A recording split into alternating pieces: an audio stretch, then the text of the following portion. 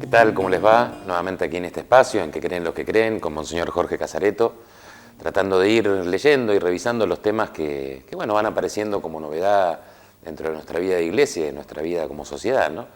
Y hoy sorprendidos por una carta del Papa Francisco que le manda a los sacerdotes y bueno, nada mejor que charlarlo con Monseñor Casareto para ver a qué se debe esto, ¿no? Una carta que ha caído bastante bien, aparentemente.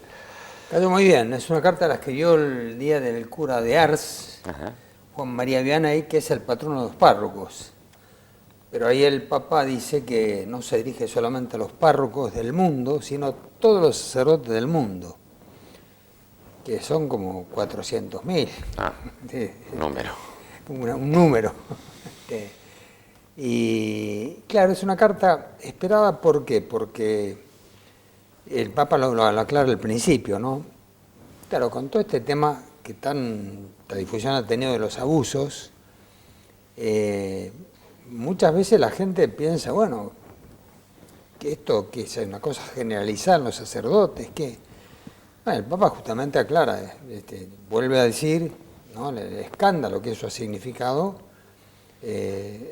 cómo la Iglesia ha sido afectada por estos pecados tan graves. Y lo vuelve a lamentar el Papa y dice, bueno, y están tomando todas las medidas necesarias para que esto no vuelva a ocurrir. Pero me quiero dirigir a la mayoría de los sacerdotes, a la gran mayoría de los sacerdotes, que son sacerdotes que están trabajando mucho. Y entonces los quiero alentar en ese trabajo, por eso la carta tiene como 3 capítulos. Un capítulo que se llama Dolor, que es donde dice justamente el Papa el dolor por el que estamos pasando, la prueba por lo que estamos pasando, porque además, como ocurre lógicamente, no es para criticar los medios, pero los medios, siempre que hay cosas defectuosas, van a hacer mucho hincapié en eso. Es lógico, vamos a decir, el modo mediático que se tiene de trabajar, ¿no?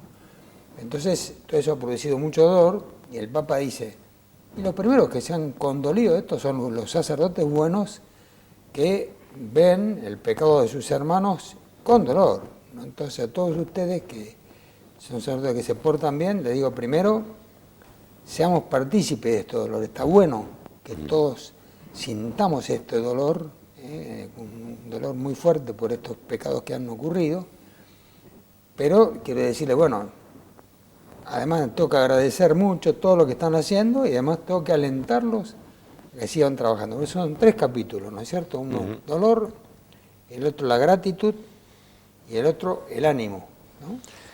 Jorge, le pregunto, ya que estamos con el tema del dolor, y un poco para aclarar y para iluminar a la gente, cuéntenos un poco cuáles son estas medidas, porque a veces, del mismo modo que los medios, lo único que ponen el foco es sobre lo malo, cuando aparece el tema de las medidas se toma así como a la ligera, y hay medidas concretas que ha tomado el Vaticano. En el caso concreto cuando hay abusos probados se le quita el ministerio sacerdotal al sacerdote. Las medidas, hay 2 tipos de medidas. Una son las medidas que los países o la justicia de los países toman, que pueden ser de condenas a la cárcel. Sí, la justicia civil, si se quiere, sí. Pero después hay una justicia eclesiástica. La justicia eclesiástica también toma medidas. Entonces hay suspensión temporaria o suspensión total del ejercicio del ministerio o quitarle el ministerio a un sacerdote, ¿no? Son las medidas más fuertes que la Iglesia toma, ¿no? Claro, que no excluyen la acción civil o la acción penal del país. Esto es bueno aclararlo, porque a veces dice la gente, no, se lo juzga únicamente por la justicia eclesial. No es así. No. Hay un juicio que tiene que ver con la justicia civil y penal, del cual la Iglesia no tiene responsabilidad de los tiempos, que esto es bueno también aclararlo, ¿no? Claro. Porque a veces sí, pero estuvo tantos años en juicio. Bueno, todas las personas en los países siguen la suerte de sus sistemas judiciales y los procesos son los procesos. Exactamente. Independientemente de esto, también desde el derecho canónico hay sanciones y esas sanciones se aplican. Nosotros no tenemos cárceles propias. Claro. Pero tenemos posibilidad de sancionar, ¿no es cierto? Bueno, listo. Era para aclarar esto nomás. Decía usted entonces 3 capítulos, 3 momentos de la carta. Dolor, sí. ¿no?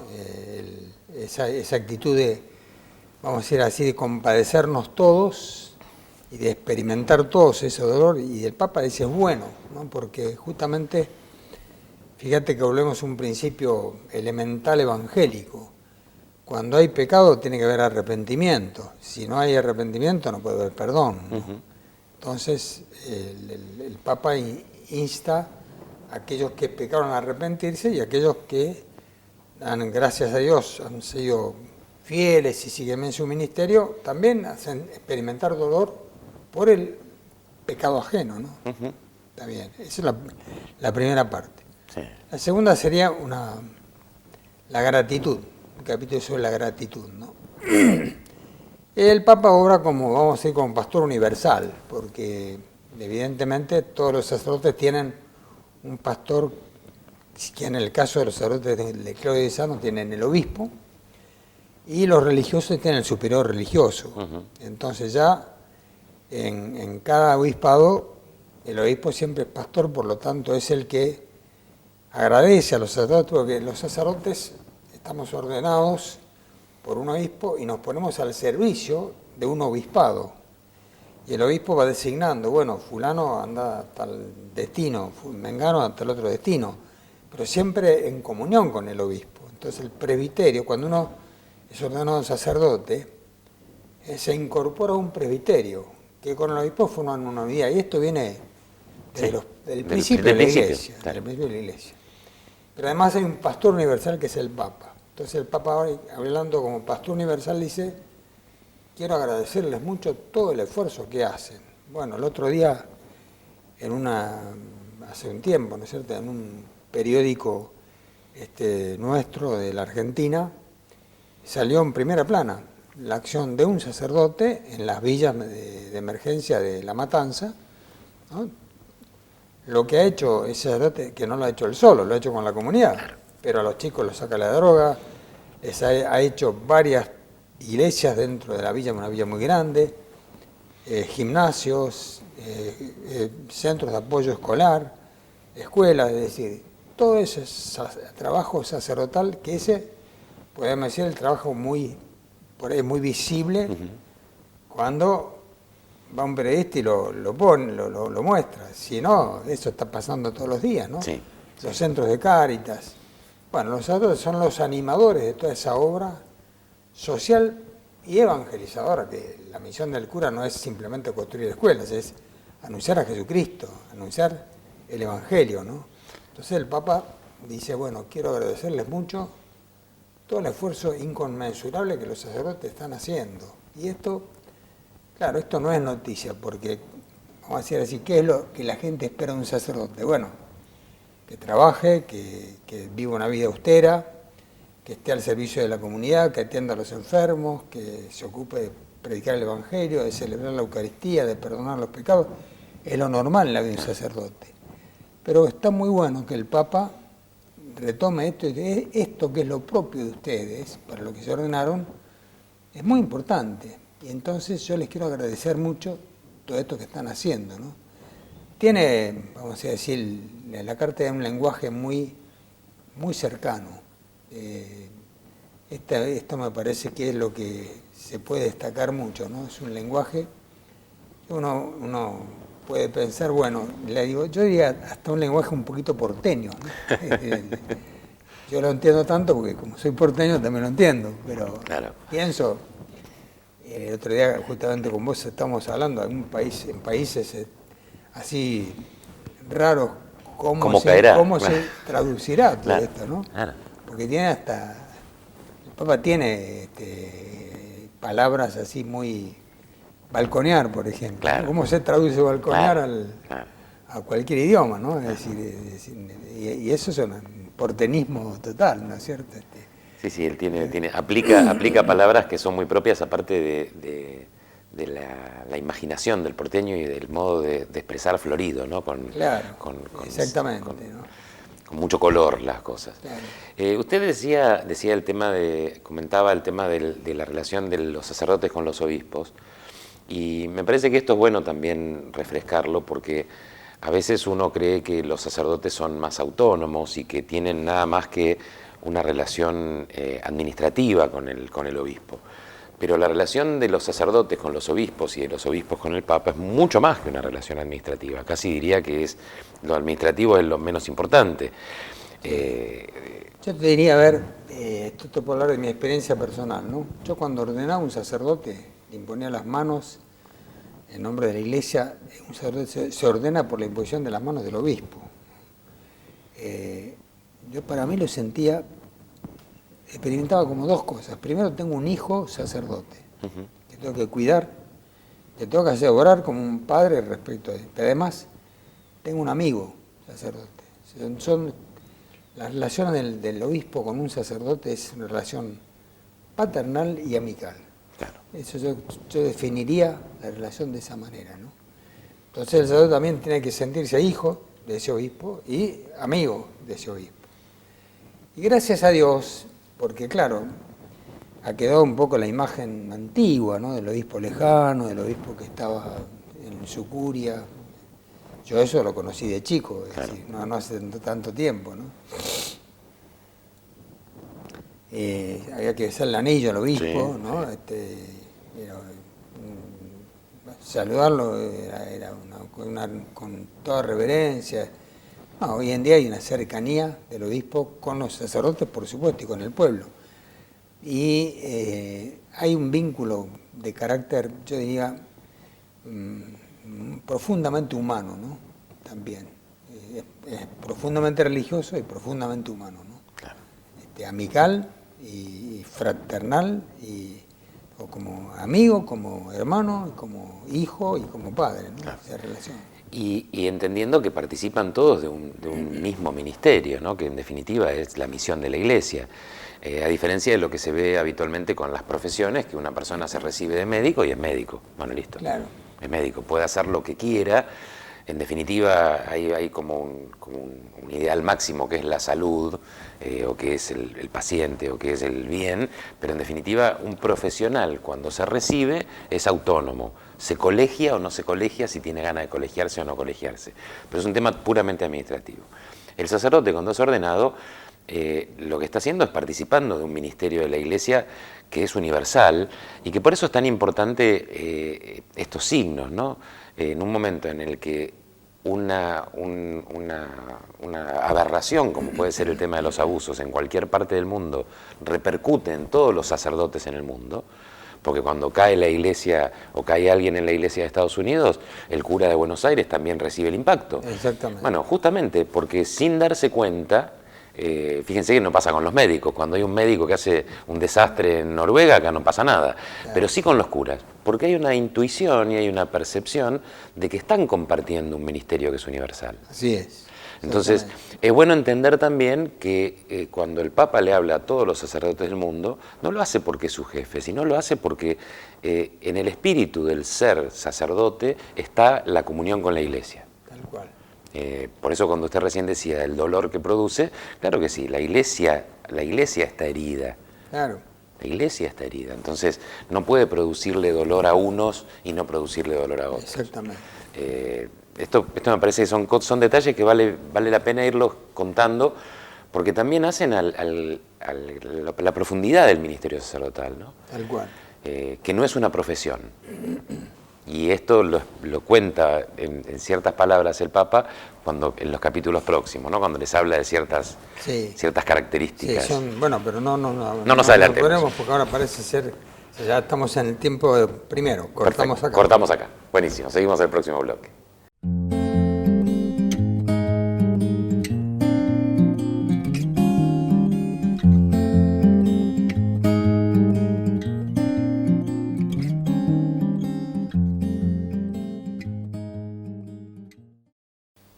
Bueno, estamos acá en este segundo bloque comentando la carta del Papa Francisco a los sacerdotes. Monseñor, usted nos había hablado de estos tres momentos de la carta, de estos tres temas que él toca, el dolor, la gratitud y el ánimo, ¿no? Y habíamos estado con el dolor y ahora nos queda lo más lindo, que es Gratitud y ánimo. Gratitud y ánimo, ¿no? Y gratitud también, pues ya algo sí, algo hablamos. Sí, quizás pasemos al ánimo, después podemos volver a la gratitud. Dale. El ánimo es esto, es todos en la vida, porque los sacerdotes también somos personas, somos hombres, corremos el riesgo de desanimarnos.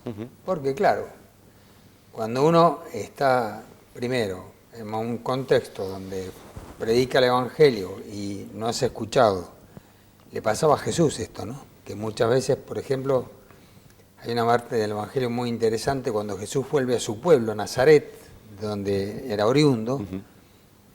Ahí dice que no puede hacer milagros porque la gente no le creía, porque dice, si este lo conocemos, este es el hijo del carpintero, ¿acaso su padre no es José, su madre no es María? Sí lo conocemos.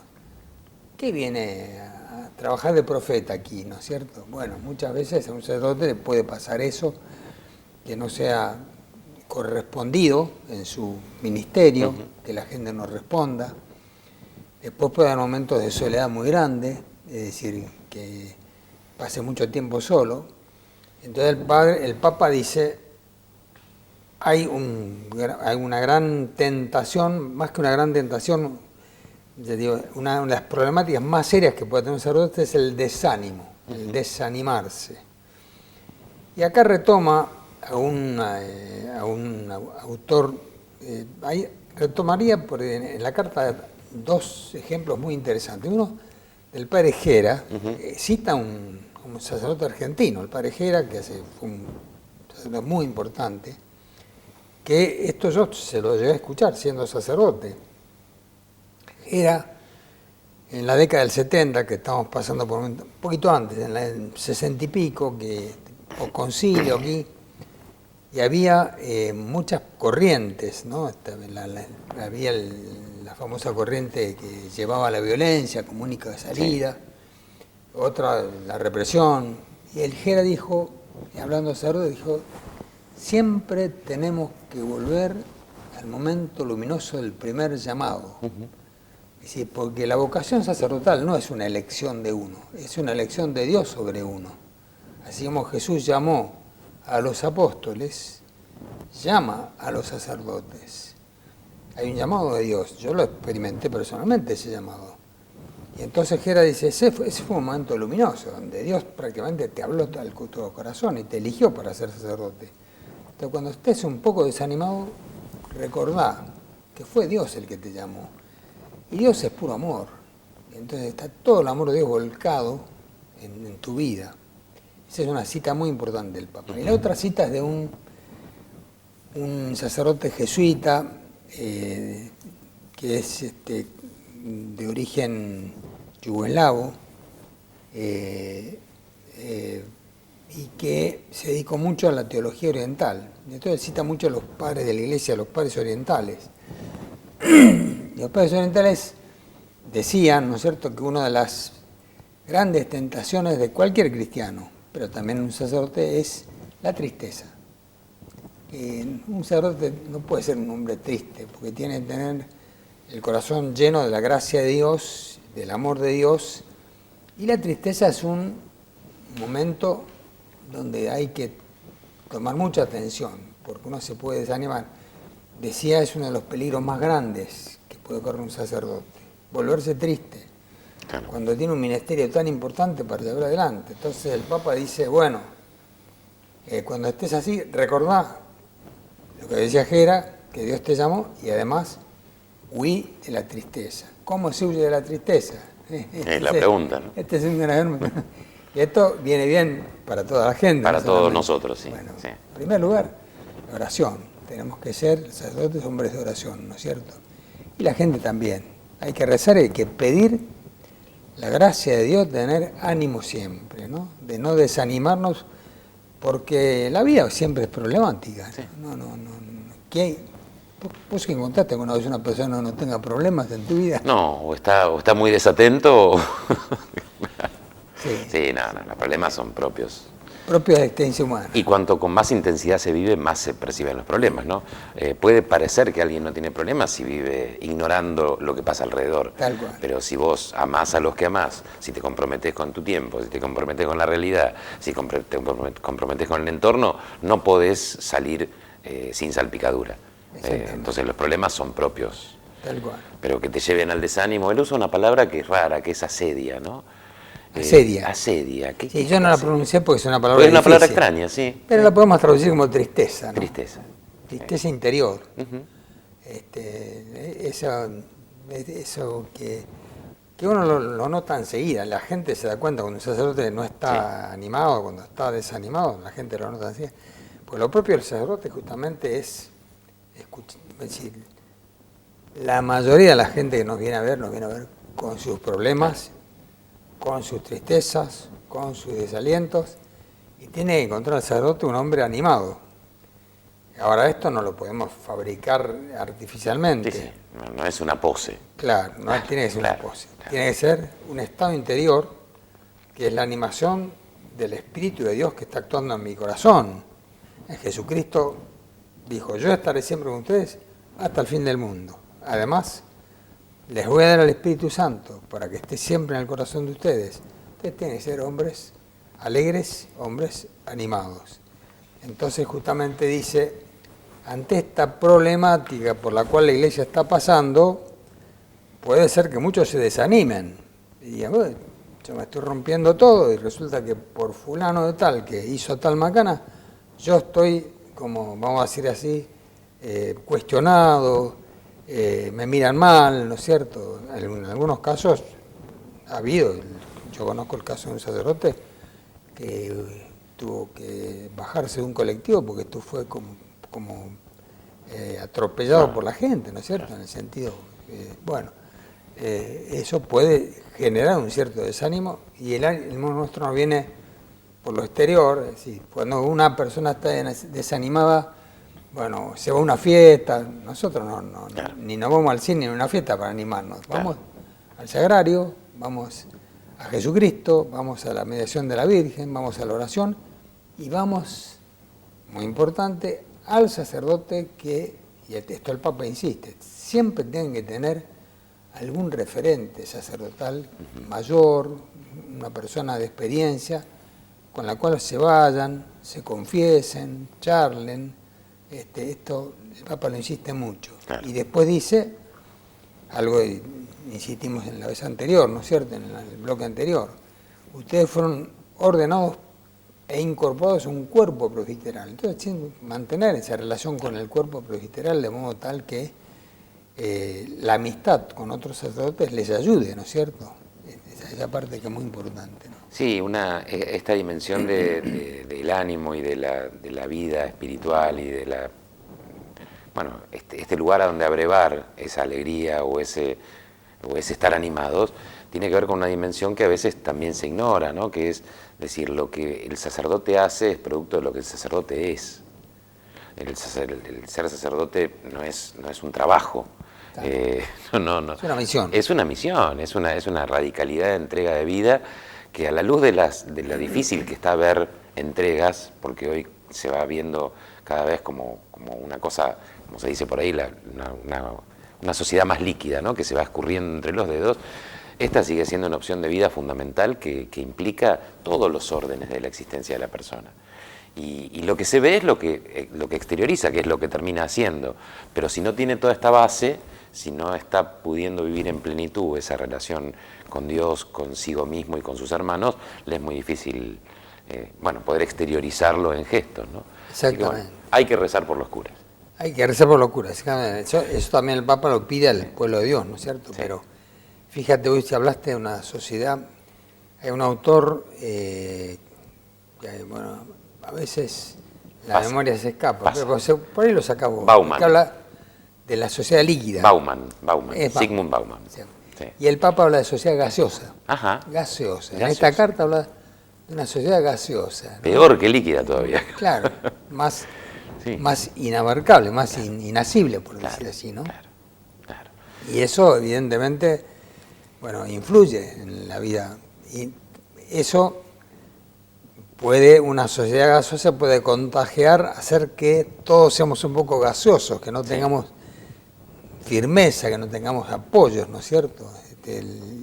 Y eso es lo que de alguna manera me parece le está faltando mucho a la gente, principios, ¿no? Sí. Incluso, vayamos a otro tema, pero que tiene que ver. Si uno mira la dirigencia argentina, uno encuentra personas sólidas. Mejor no hablemos. ¿Me puede repetir la pregunta? Mejor no hablemos. No, tal cual, tal cual. Es difícil. Yo me gustaría, no sé cuánto nos queda, pero estamos con poco. Poquito, muy poco. 2, 3 cosas, ¿no? Primero, dejar de idealizar al sacerdote, al cura, y entender su humanidad entregada, ¿no? Si nosotros no entendemos que son verdaderamente hombres, hermanos, con los mismos límites que nosotros, pero si no los vemos desde ese lugar, difícilmente los podamos acompañar en estos procesos. Segundo, ayudarlos y acompañarlos porque nos está haciendo difícil vivir a todos. Y nosotros a veces tenemos otras contenciones y ellos que son finalmente nuestra contención tienen que sentirse en esta nueva iglesia que se está gestando de a poquito, tienen que sentirse más acompañados. A veces es más fácil señalarlo con el dedo al cura y decir es todo responsabilidad de él. No, quienes participan de la comunidad están para acompañar al cura.